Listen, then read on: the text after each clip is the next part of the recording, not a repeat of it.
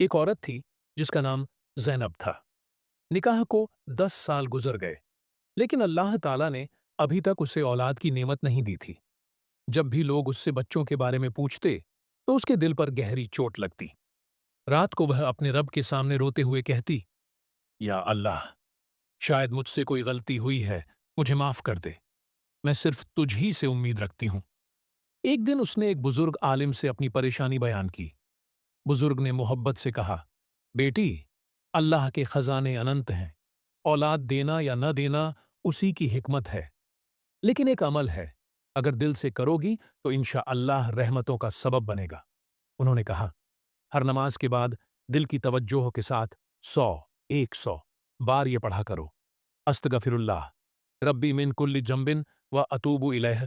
और रात को तहज्जुद के वक्त 2 रकत नफल पढ़कर अल्लाह ताला से रोकर दुआ किया करो। ज़ैनब ने इस अमल को दिल से शुरू किया। दिन बीतते गए, उसकी जुबान से इस्तगफार की मिठास कम न हुई।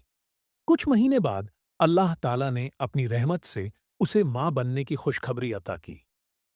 सबक: यह कहानी हमें यह सबक देती है कि इस्तगफार सिर्फ गुनाहों की माफी के लिए नहीं, बल्कि अल्लाह की रहमतों को खींचने का जरिया भी है।